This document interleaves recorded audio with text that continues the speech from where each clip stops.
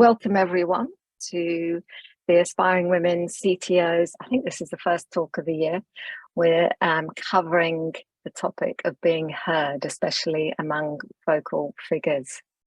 And so this is going to be an interesting topic because I had a little bit of an exchange with our guest speakers, and I'll introduce them in a moment. But just to let you know, I've got a couple of questions that I think some of you submitted at registration, which is fantastic. I have those. If you have any questions, do drop them in the chat. I am prone to getting so caught up in the conversation that I don't always see that. So if you have a burning question, and I'm missing it, jump in and interrupt me, please. Unmute and just ask. I would hate to think that we missed the opportunity for you to ask, get some answers to your question.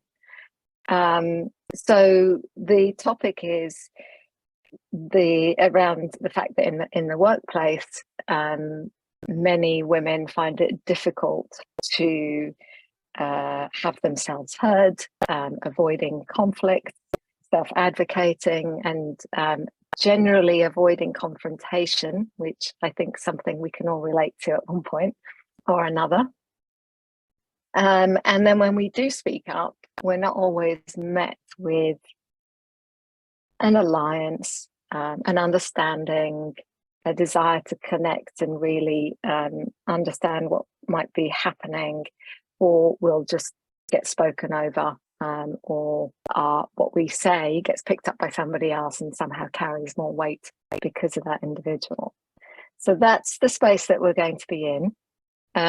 If you've got questions about a situation maybe you're dealing with at the moment, or something you've witnessed and you just want to get some perspective from any of our guests today, I hope we can do that for you. So let me introduce our guests. Bodil, we've got Bodil Beering. You are founder at Cyberjuice. You're an experienced CTO, founder of several startups, so plenty of experience there of being in some tough conversations. And you hold a PhD in abstract mathematics and computer science from ITU Copenhagen and Cambridge University, with a passion for problem solving. You're also a professional integral coach, so we share some similar space there. And you've got a model which is Simplexity, and that's what you use to do your consulting and coach one-to-one coaching.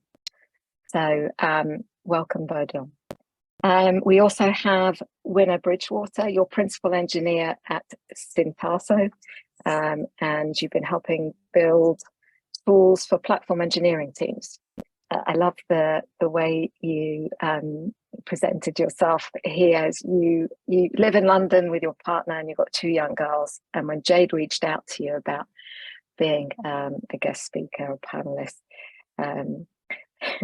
you were very upfront and you said, I tend to be the vocal voice. So I'd share more about how I encourage others to speak up. And that will be really, really valuable, because I think it'd be interesting to hear what your point of view is when you're coming at these spaces and talking. So that's going to be really fascinating. And our third guest is Chloe Bishop. You are a software engineer at Gresham Tech, full stack software engineer, mainly working with Java and React. Your software journey started in school. You opted for an apprenticeship rather than university.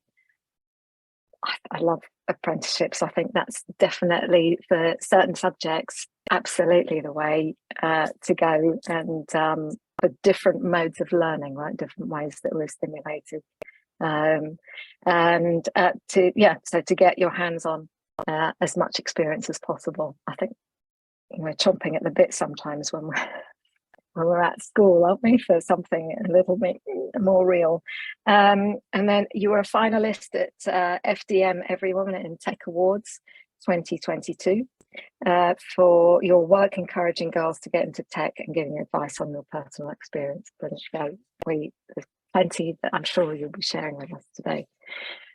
So just to set the context, I want to just stress test this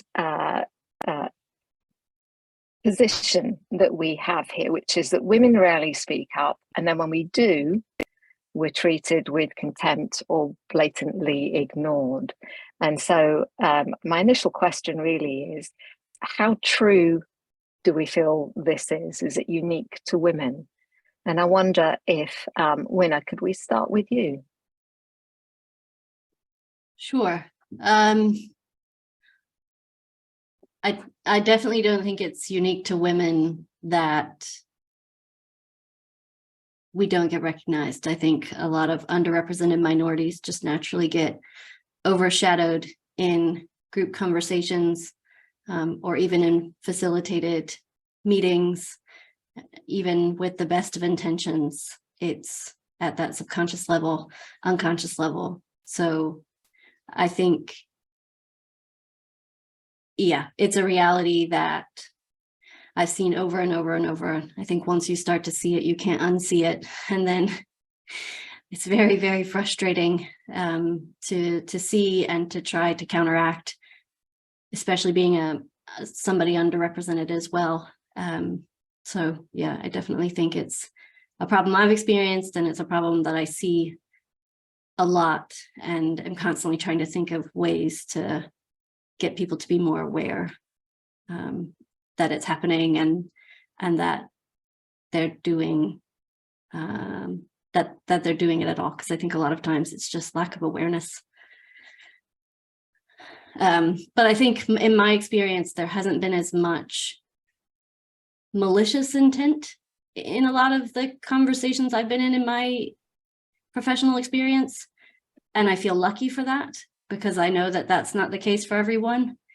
As I said, I do think a lot of times it's unintentional, based on what I've seen, but I know that there are a lot of situations, maybe more in the startup world. I don't know, Bodil, maybe you have more experiences around that you could speak to. Thank you, Winner. Yeah, go for it, Bodil. Yeah, thank you. I share a lot of the same views. I do have, I was thinking about how, so let me just start by first, I have been someone in denial most of my career. Gender is not an issue. It's all about what's in the head. As long as I'm good at what I'm doing, I can just ignore the whole gender thing. It doesn't apply to me. And so I'm a more recently awakened person, and I agree that once you start seeing these patterns, you cannot unsee it. So let me just start by by being very honest about that. And I have had those rare, really openly discriminating remark, but they're few. There's oh, you're the token woman, or as a woman, you must be hard for you to understand complex problems, meant as a joke, which apparently just, obviously just makes me feel like I'm on the outside, but I don't belong here. But they are very few, those really, where it's so obvious. It's much more subtle what's going on. And I just saw this statistics yesterday about when there's 17% women in a group, men perceive that as being 50-50, because when we are so used to this underrepresentation, it becomes our norm. So that's what we compare to. There's only supposed to be 2 women out of 100. So if there's 4, there's a lot, which is really crazy, I think. And that's the thing we have to start being conscious of and speaking into. And so is it okay I talk a little bit about a few things here, or do you want to so I had an experience recently where it was much more subtle, in a group setting, an online course I was doing. There were 5 men and 20 women. This was a course for coaches, so a lot more women there. And we were put in breakout rooms to discuss some things, and then we were supposed to come back into the main room and have someone explain what the group had come up with. And in our group, there was a woman who was taking notes. Clearly, she was going to be the spokesperson. I felt it was obvious. When we came back into the main room, and the teacher says, so who's going to talk for your group? One of the men in our group, we had 2 men in our group, he jumped in I'm sure he wants to be helpful. It was no bad intention. He jumped in, oh, I can do it. And I decided, because now my eyes are open, to immediately unmute and say, I think Tanya is our spokesperson. She took a lot of notes and she was happy to have that invitation. And so the reason I want to share this is that, you know, inviting each other in, I think, is one of the tactics we can use, because it's easier to ask someone, you know, instead of putting yourself forward, if you're not so assertive, it can be easier to say, oh, this other woman, maybe you have something to say. And it's also easier for that other person to then jump in and take the space because someone else just invited you. So I really like that approach. And it also works for me. If someone invites me, I feel more you know, Vina just invited me to speak. So it's easier for me to step in and take the space. Absolutely, absolutely. And look, we're that is a really important thing that we can do. That's definitely within our control. Really, quite easy to do. And we'll get into more of that. I do want to spend the sort of most of the session today picking your brains about what's what do you do around that. So that's really, really helpful. I do want to come to you, Chloe. What's your sense? It's once you see it, you can't unsee it. It's not always intentional, but when it does happen on the odd occasion, it actually has an unhelpful impact. What are your thoughts? Yeah, so I think coming in as a junior developer, battling imposter syndrome was like a huge thing for me. And those times where I did feel confident to speak up, I think I was in the same boat as Bodil, which I was like, oh no, it's not a problem. I get on really well with men. I work really well with men. And then I kind of got into this call where I was like asking questions, which were perfectly valid questions to ask. In fact, someone else had asked me the same question, like a man that was a lot older than me had asked me the same question. So I was kind of relaying that question. And instead of just answering it, the solution architect kind of went around me and spoke to the other man that was like the same age as him, and just absolutely, like, instead of just asking me what my question was and answering it, kind of refused to get on a call with me, got on a call with him and said, oh, Chloe doesn't understand this. You need to explain this to her again. And he was like, well, actually, she was asking that question and I asked her that question. So like we both didn't know the answer to that. You were the only person that knew the answer to that. He just kind of assumed that I didn't know anything. And so I think that is a huge part in it as well. It's like, it just absolutely bats down your confidence those times that you do feel confident to speak up, and that balance between, do I know what I'm talking about? And like, should I be asking these questions, or am I just asking really stupid questions? And like, are they totally right? So I think that definitely something I've seen more often, and especially as a junior engineer, is women being doubted on their abilities, like right from the beginning, and people normally assuming like you just don't know what you're talking about if you're asking any sort of questions. So yeah, I would agree. And I would love to, just in the chat, it would be lovely to hear, like, if you have experienced or share any of the perspectives of Winner, Chloe or Bodil. Please do drop your thoughts, even just a thumbs up in the chat about what you're hearing. Yeah, definitely age being perceived as younger. I think there is that's something I hear a lot, just not feeling like you're being taken seriously, or that you might have the knowledge that maybe they don't have or others don't have. So just to dig into that a little bit deeper, so Chloe, you shared a situation that happened recently where that you know, you felt you were sort of passed over in the conversation, or as judgments were made. Love to come back to you, Winner, about I know for you, you've said being vocal is something that you're comfortable with. Have you had a challenging situation that kind of moved you towards being more vocal, or you've always found it quite natural to be in that space and hold and advocate for yourself? It's a really good question. I think not to get into too much psychology, but I think I've had it hardwired into my brain from a very young age, from personal experience, that if I don't advocate for myself, I won't succeed. So I've been in environments from a young age where I just kind of had to be scrappy and ask for the things that I needed.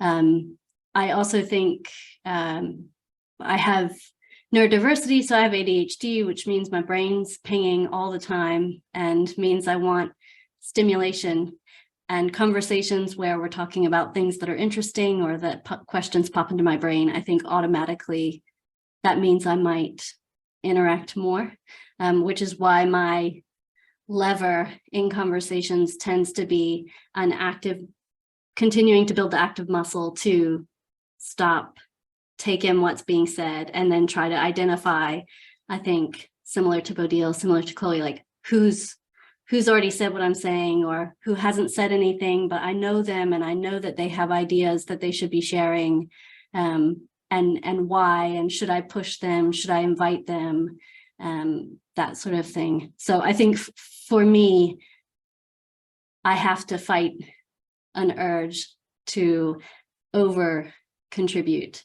And I've also, I think through trial and error and getting to know a lot of people, just finding the right team where you have diverse representation, but you know that folks believe in diversity as a valuable thing and honesty as something that can help a group move forward. So I think I've found spaces where I feel like I can contribute, but I can also support without feeling like I'm on the defense all the time. So yeah, I think for me, it's a mixed bag. I've certainly been in settings where I've felt intimidated and terrified to speak up. But my brain tends to say, but this idea, but this thing, this thought, you should say it. And then usually I have like a vulnerability hangover after I've said it. I'm like, what did I just say to all those people? And I think that's where being a woman in a group full of men who have a lot of experience and how could I possibly know what I'm talking about? I'll have immediate whiplash after I say something thinking, oh my God. And the number of times I've thought to myself, how many of those men probably wouldn't have thought twice about speaking up and saying that thing. So I think it's always interesting to see people's default behavior. And I'm always trying to learn more about how to understand mine and I guess adapt as I need. And that's really interesting, isn't it? There's so many things going on in what you said. There's the avoiding defense. There's the feeling afterwards of, oh my God, I spoke too much, or I was too whatever in that. Is it a lack of sometimes being validated by others? Is it helpful to be validated by others after we've spoken? So for example, could we do that for our female peers and say, I'm really glad you said that after the meeting, just even dropping a little note to say that was really helpful, because then that shuts down that that useless voice that's doubting and questioning ourselves, right? Yeah, absolutely. I think interestingly, Chloe, I had a draft message for the chat written to you saying, well done to your colleague for when they did speak to the person who said you didn't understand a concept, that they said, well, actually, I asked Chloe this question because you're the only person who knows. Allyship can be incredibly validating. And I think in turn, if you didn't take the chance to make sure that that person knows, it's really valuable for me to hear from you, and also for you to pass that message along to somebody who's probably unintentionally doing it. That I think that the validation really does help go from, I just came out of a meeting, I'm full of adrenaline because I think I made a fool of myself, even though I think I also made the right points, but maybe I didn't, to have somebody even just write a short note or in the meeting itself say, hey, that was a really good point. I was wondering about that as well. I think those things can be helpful. And also trying to find allies in a conversation that you're comfortable with pinging, just to say, I said this thing, I don't think it made sense, or maybe I was just having an out of body moment. So can you just tell me, did it make sense? Like quick feedback. Trusted partners is also really helpful, I think. I like that. There's plenty in there. Conscious sisterhood. Yes. Thank you, Bodil. Yeah, absolutely. And even in those sort of online environments is to actively use some of the tools on the screen, right? Just to give a thumbs up or whatever as someone's speaking, that can be really helpful. I think also longer term, you know, in the next event, knowing that you're going into the next meeting with the same group of people, and knowing that you've got allies in there already, that can make it, you know, it's compound interest, right? It's you're building that capability and you're modeling it, which is so important for our peers. Someone has to start it. Someone has to start a way of doing that, and being creative about that. Look at that. I love all the thumbs up and everything coming in on the chat. Fantastic. Brilliant. Bodil, I want to come to you. Have you faced a really challenging situation that's kind of informed you? You said you were a denier, but when you saw, you couldn't unsee. And so what was it, a particularly challenging thing that you witnessed or you experienced yourself, or something else? Yeah, I think I'm actually going to share something I didn't think I would share here, but I'm going to do it. It's more than 10 years ago.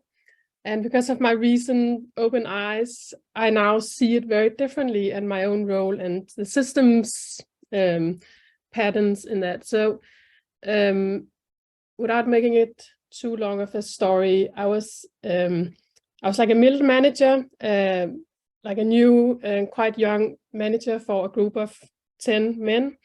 And I was told to give performance reviews using a particular method, and, you know, being science background, you know, you do it very methodically and the truth must come out. And this person was not being a team player, so that clearly showed in that performance review. And so I gave the thing as I was supposed to do. I was compliant with the system, did what I was supposed to do, and all hell broke loose because this guy was not happy with this performance review. As part of this story is that 1 year later, he was actually made redundant, fired for not being able to collaborate. But all hell broke loose. So I was the center of a conflict where, you know, two companies, because we were like a consulting company inside another company. So there was like all this going on about, you know, him being mad at me as the manager of just performing what the system was telling me to do. And looking at it now, the way I was treated, it was a witch hunt. I don't believe it would have, we can never go back and say, put a man in that situation, how would it have played out? But when you see the patterns, it's just very hard to imagine that it would have played out in the same way. That you just say, I don't like my performance review, let's get rid of this manager. I mean, that's a little bit crazy, right? So at the end, so I think my point of also sharing this story is that when you're in a really toxic system, which I think this was, because behind the first person who chose to make a witch hunt about me was the next one supporting that, and the next one, right? So it's a whole hierarchy of, sorry for my direct language here, but jerks supporting jerks in a system. And it's not personal, it's a system, right? My point is that when it's like that, you just get out. So I called my my leader in this company I was working for and said, I cannot work here anymore. I was very open to talking about the conflict, solving it. And this guy who started it, he called in sick and said, I cannot come to work before this has been resolved. So he was not even open to conversation. So So I called and said, you need to place me in a different project. I cannot work in these circumstances. And so all went well for me afterwards, but it was a very tough time. It was emotionally very taxing. And, I took it in as something wrong with me at that time. So that was not fun. And again, my point is, I think it's important to know that it's not your job to change a culture or a system that is really malfunctioning, toxic, unhealthy.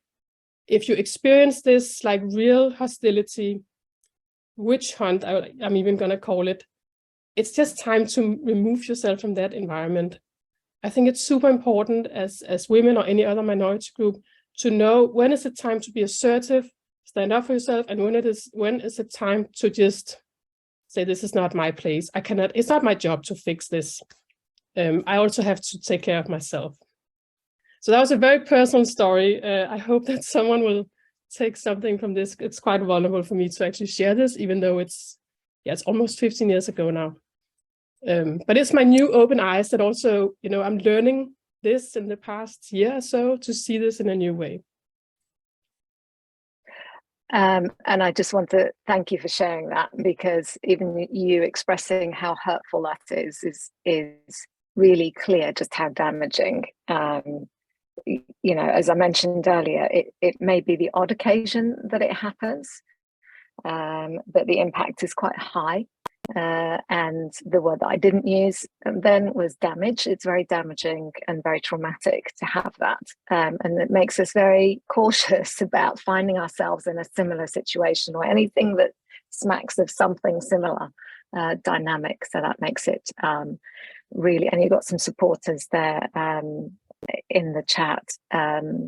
So I just want to, and this is why this is important. This is why we're having this conversation, because it doesn't even need to be to the extent of the witch hunt that you've had experienced for us to feel a pain and avoid those situations, avoid the confrontation, keep quiet, because it's like just being in a bad relationship, right? It's easier to stay quiet than to speak up. So thank you, Bodil. That's really helpful, and I think it's resonated with people. Winner, I just want to invite you to add or comment about what Bodil just shared. Yeah, it definitely brought to mind my first job. So I was a career switcher, did a boot camp full of imposter syndrome. My first job was working crazy hours to overcompensate for not knowing anything. And it was in a room the size of a closet with 4 dudes. And it was not a good, it was not a good situation for me. It was problematic and toxic and all of those things. And I still wasn't the one that chose to leave. And it gave me enough trauma. So I was shut down. I was like, what if we had, I don't know, like chats every morning about what we're going to do for the day? And I was told, like, that's too many meetings. I was like, we have 0 meetings right now. 0. We have nothing. We never talk as a group. And they're like, but we work in the same room. We don't need to talk.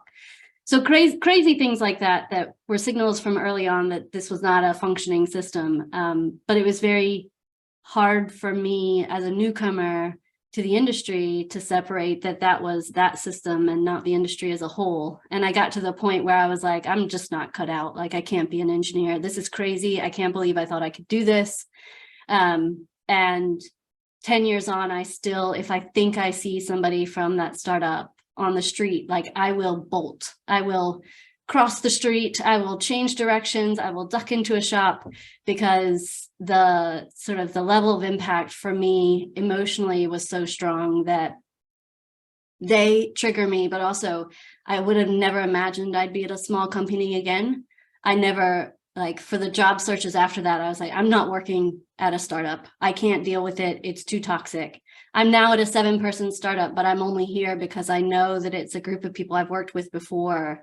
And they're all supportive and open and willing to engage in difficult conversations in productive ways. But the level of impact that that had on me to just like systematically make me feel like I needed to keep quiet and that I didn't fit and it was me and all of those things was something that it's still quite raw today. So I think the last job that I left, because I knew it wasn't the right fit, I decided to be a lot riskier early on and fail fast. And so I had some really challenging conversations with leadership to test out how they felt about minorities and about women and about like the social system and personal dynamics to see what their answers were.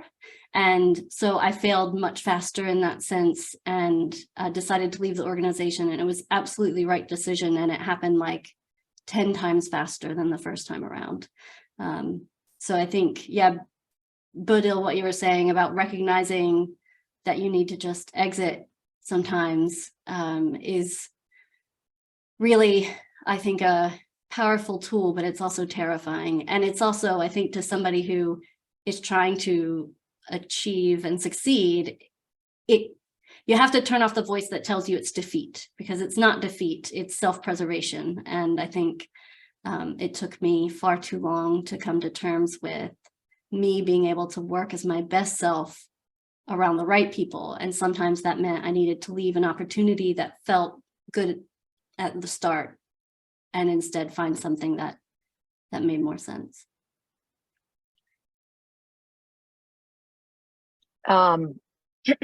Yeah, the two things that are kind of key there is it's raw. It's still raw. Years later, it's raw, right? But what I love about what you've shared there is it's a learning. You took that learning, you spotted the signals early, you took action towards that, and that was about stress testing the environment. So really testing how true is the support of me in this role, and I'm clear about the signals I need to receive back that are going to help me then make the decision about and have that certainty and confidence about what decision I'm going to make. And that's super important. Again, thank you for sharing that.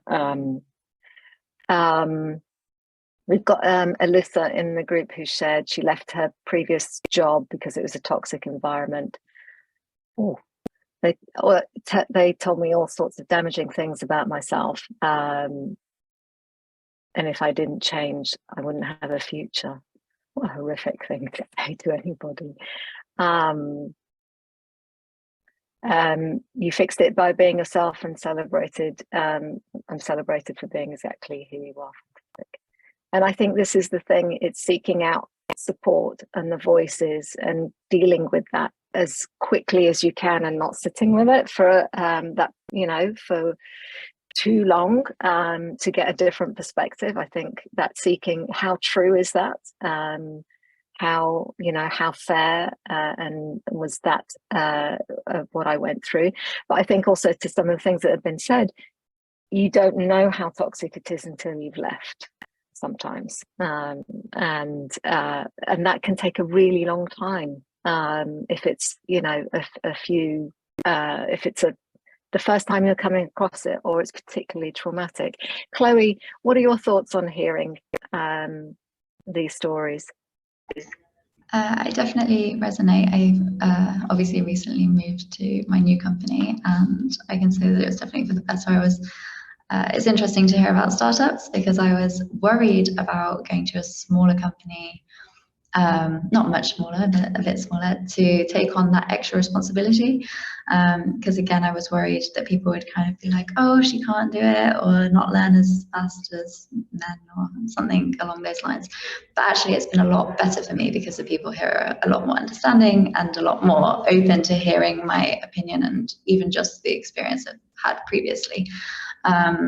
In my shorter role, but absolutely. And I think it was really interesting what Bodil said about moving companies, but also if you're stuck in a company. So for example, when I was doing my apprenticeship, I mean, I really enjoyed my time there. I wouldn't have changed, but I was in a fixed contract. So like, unless I'd have got qualifications before that, I couldn't really have moved roles. And so there's also, you know, allowing yourself to have validation outside of your job role is also totally okay. So coming to talks like this and interacting with other women and just getting that confidence from like little coding groups or tech support groups, anything like that that's outside is absolutely also key. And you don't have to have all your validation from internally. In your workspace, you can absolutely go outside, and even if it's just like a soft skills thing, so it doesn't have to be a tech skills thing, it can be like a speaking group or just somewhere to meet women that are your age or have similar interests, anything like that, I think will absolutely build confidence. And then, like you guys said about getting out of those situations faster, I think the faster that you build that confidence, the more that you're supported, you'll find ways to leave those toxic situations earlier. So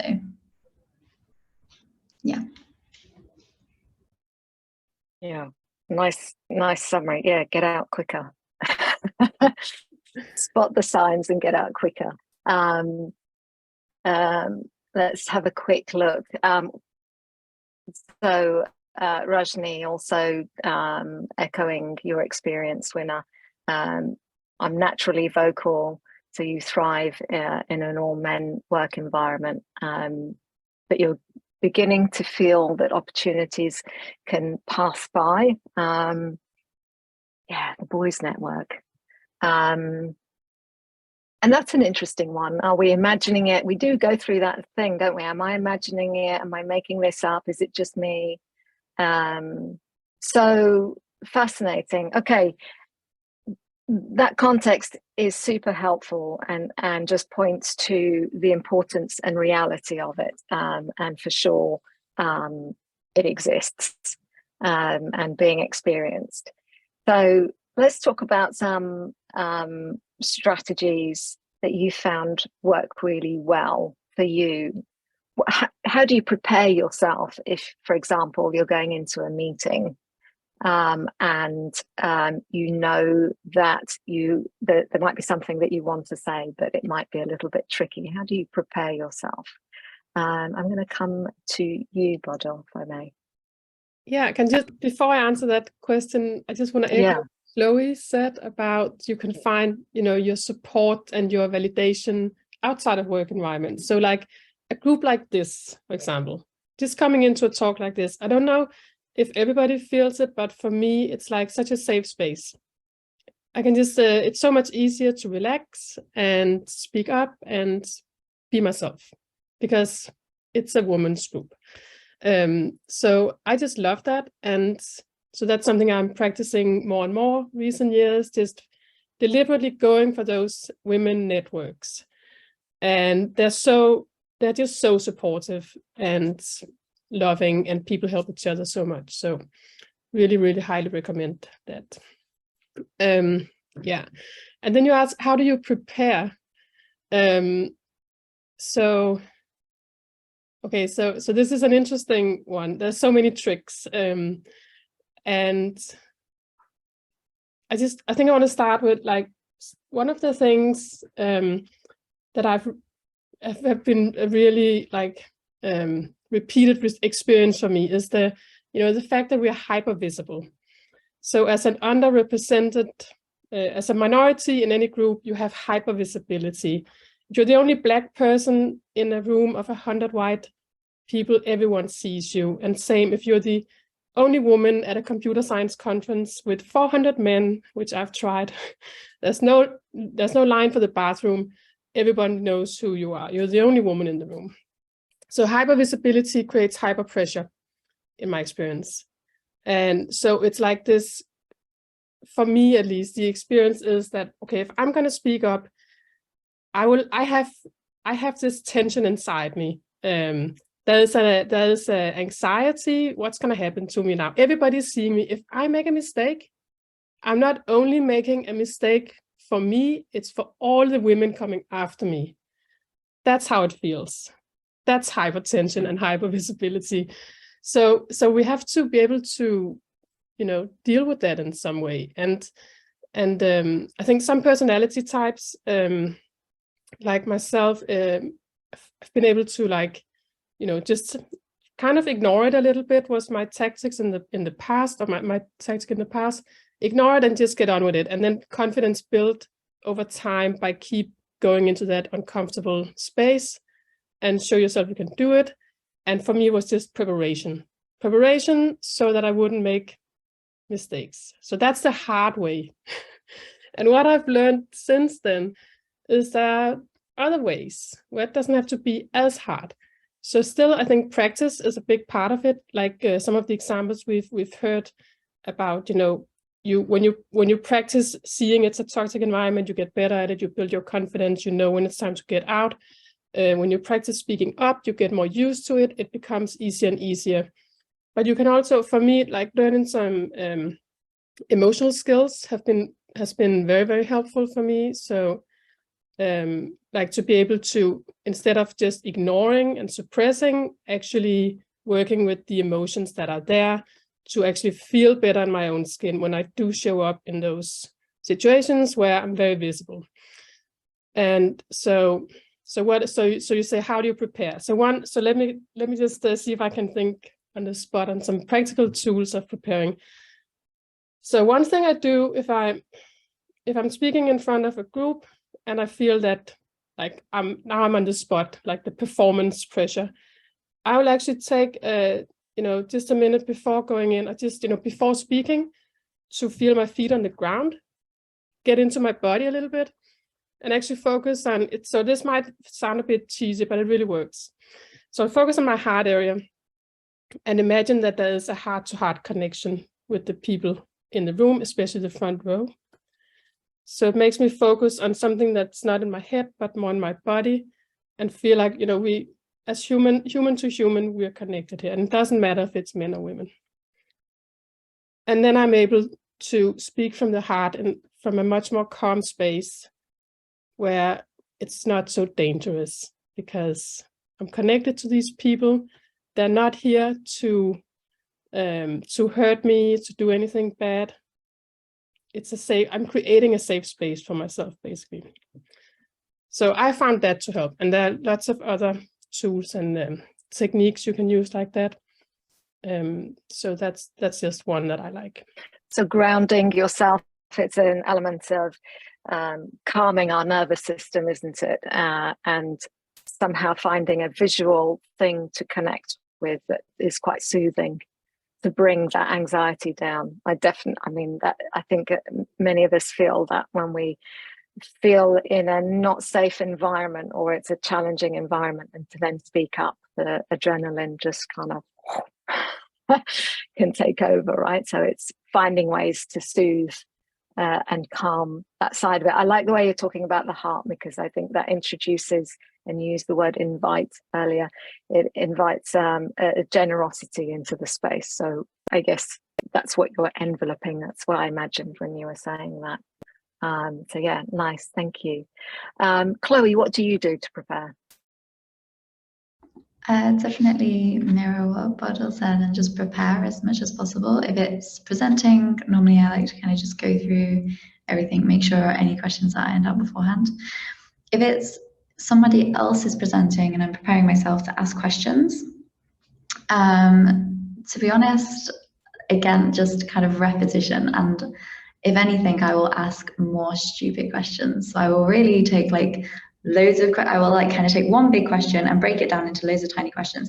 And that kind of helps generate a conversation, rather than you just asking this big one question and the person presenting giving this big long answer. I find that breaking down your big complex question into loads of little small questions so they can really break everything down, it generates a discussion. And normally, if you need to ask that question, other people need that question answered as well. You're probably not the only person in the room. So yeah, I think absolutely finding ways to generate a discussion around the topic you're unsure about, or either way, if you're presenting as well, kind of opening it out to have people talk back to you to echo what you're saying, or to ask questions in an open way is really great. Just generating more of an informal kind of environment to these meetings that can sometimes be really hostile and stuffy and feel a bit, like you said, stressful and there's pressure. I think just bringing in that casual environment really, really helps for me personally. I'm a big fan of questions, and so I love what you said there about breaking down, having a particular point of view, but thinking about it maybe as a question to get a discussion going and focus people on that, and having a few questions that you can use to keep that discussion going. I think it's a nice way to feel like you can gain control and regain control in a situation, because it's easy to react with a response that's very defensive. But if we can instead turn that into a question, I think that's actually more powerful in that space. So prepping to think about what your contribution might be to a discussion. So yeah, lovely. Thank you, Chloe. Winner, what would you do to prepare? I think preparation definitely, especially if it's a public talk, preparation is key for me when I start to feel out of body. If it's on memorization, I can just kick into what I've heard in my head enough times. I think for me, a lot of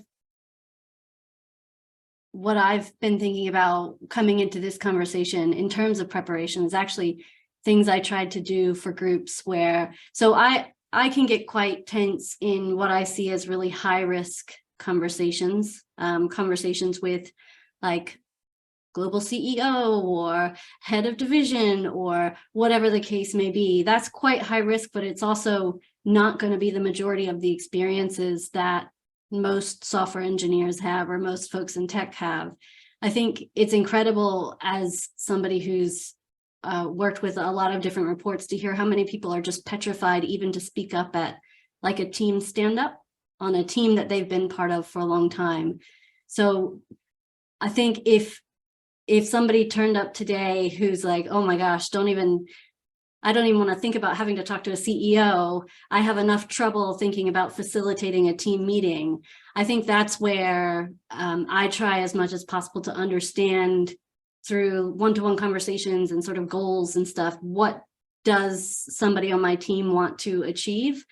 And if somebody's exceptionally quiet and I can quickly learn that they want to be less quiet, that they want to be more vocal, then I can start to experiment with them and set it up as experiments where, you know, I set myself up as an ally, but I also set myself up, I think, to Bodil's point of, you know, I'm going to be evaluating you and I want to see growth and I want to see your progress. And so I think the cornerstones for folks who are naturally quite quiet is trying to get them to understand that in lower risk situations, being more vocal with your expertise and your knowledge is hugely beneficial to your own advancement.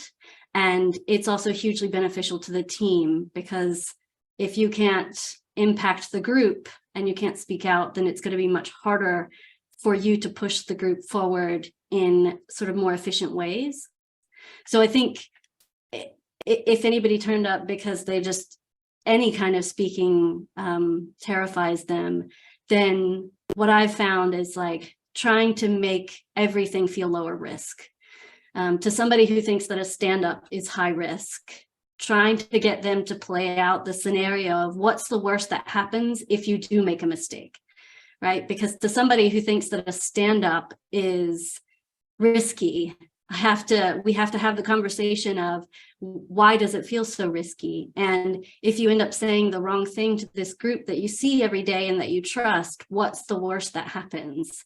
And helping them understand that part of their development and their advancement and progression is about choosing to put themselves out there, choosing to make mistakes and learn and pivot and understand how they're growing. And so a lot of things come to mind, like we have a rotating retrospective schedule. So the same person's not going to facilitate that meeting. And so if a shy person's going to be doing the retrospective, then I will ask them that week, do you want to have catch-ups at the start of the day, just to talk through how you're feeling about it. Or if there is this other high risk cross team meeting that to me feels like we're all friends here, like we all want the same thing, don't worry.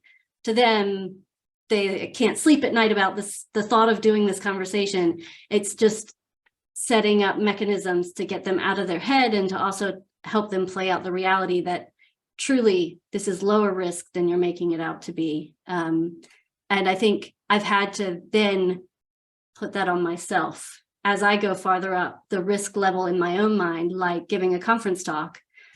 I then have a CEO that I'm friends with sit down with me and say, like, what's the worst that happens if you talk about Docker and you say the wrong thing? What's the worst that happens? I'm like, but I can't because I'm talking on stage and people have come to listen to me. And he's like, every other presenter is also saying stuff that they kind of know, but they're also making mistakes. It's okay. So I think the more you can set up moments to get somebody out of their head and talking to somebody and trying to rationalize, like, what is the risk that you're feeling, the better. I love that.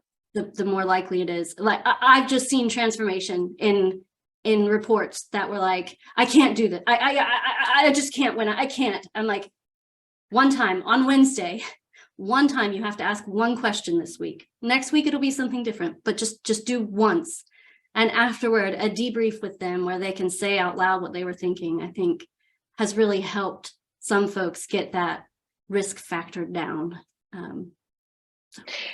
And I think it was you who said there's a balance between pushing and inviting. So I'm hearing that really from you in terms of you being able to do that for people, just really encouraging them to do that. What I love about what you've shared there is that we can all ask that of either a peer, whoever we feel we can trust, going as part of our prep, right? That can be something that we can do. Is I'm really nervous about this. Because the reality is, and certainly in my experience, and Bodo, you probably have a perspective on this, is most of us are verbal processors, and we need the fear that we experience is that, well, I've got it in my head, but it's a bit jumbled, and I really have no idea what's going to come out when I do actually speak. And to that point, I could mess it up. I could mess it up for all my female peers, or I could mess it up, you know, for my team, or whatever that risk level is. And I think it's so important, that rehearsal, that preparation is so key to do, is to talk it through, figure out your key messages. What are the main points you want to say? Know where you're going to get derailed. What do you want to keep coming back to?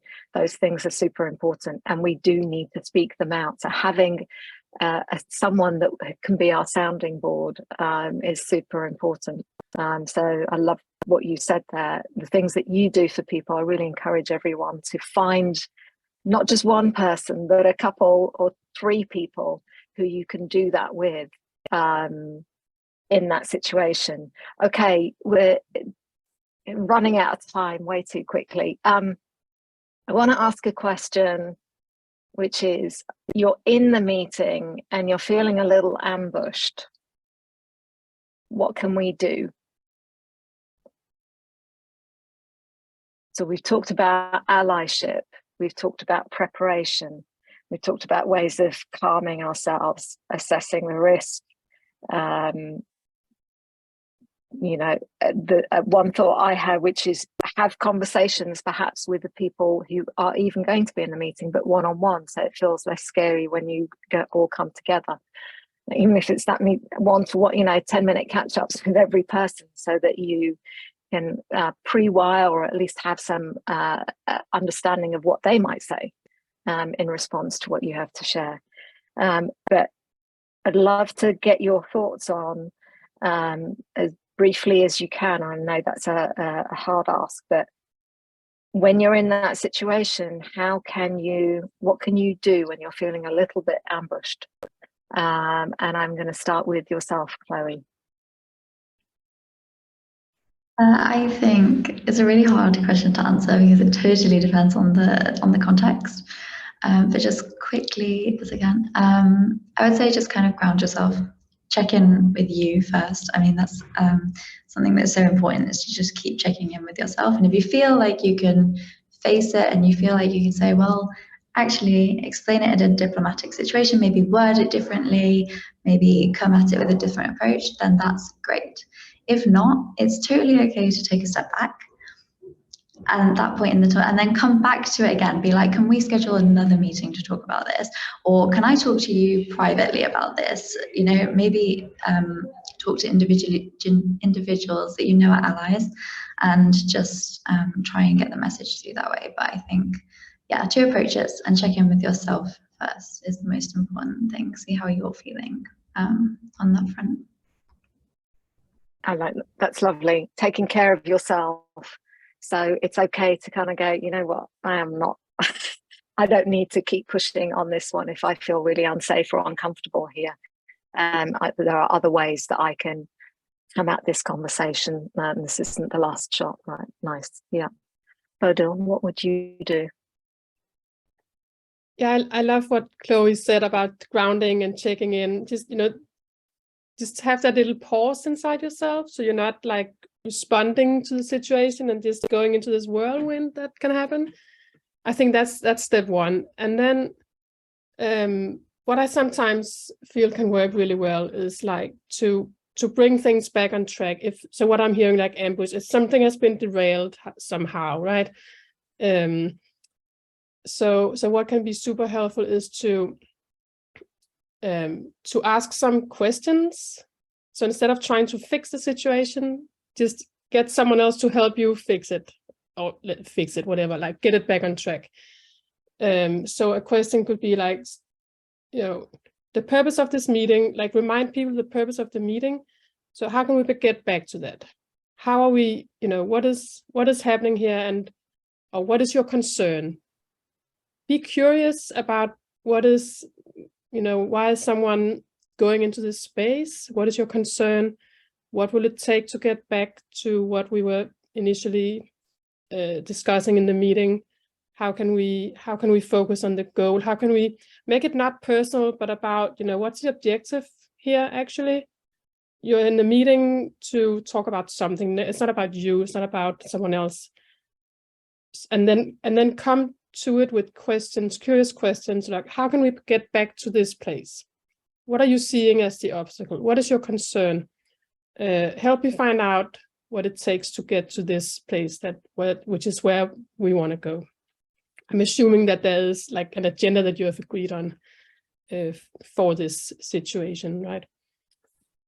So those are some. And I think that's, yeah, I think that's being able to say, can we take a step back here when we feel like we've lost a little bit of control of the conversation, to allow us to kind of say, can we just take a step back and reevaluate in the time that we've got left, what would be the best thing that we can discuss? Happy to take it offline.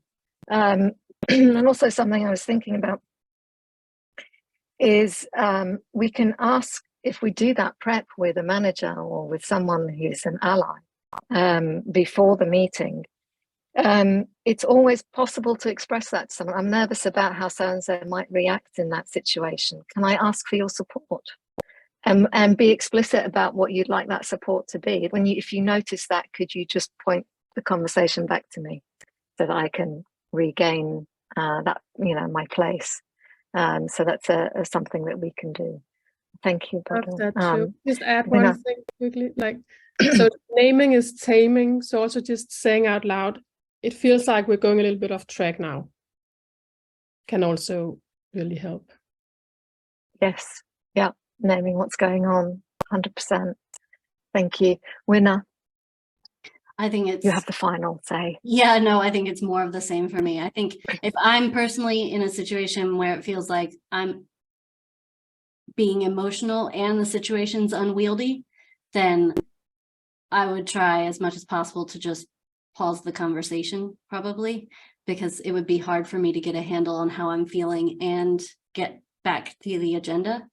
But if it's more that other people are surprising me because we're going off track and I know really where we should be going, then I think a lot of it, you know, grounding yourself, but also just being curious about like what's happening. I think all of that's really great. And the number of times that I've wished that I've done that after the fact and didn't do it, get better and better at it.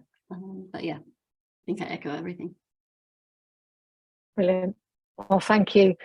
We are on the hour. I hope that's been really helpful to folks, and thank you, Bodil, Chloe, and Winner for being our guests. Really insightful, lots of helpful tips, and it'd be great for people to stay in touch and let us know how you got on and tried some of the things that we talked about. That would be awesome. Brilliant. Thank you, everyone. Thanks, Heine. Thank you. Thanks, everybody. Cheers. Take care. Okay. Bye-bye. Bye.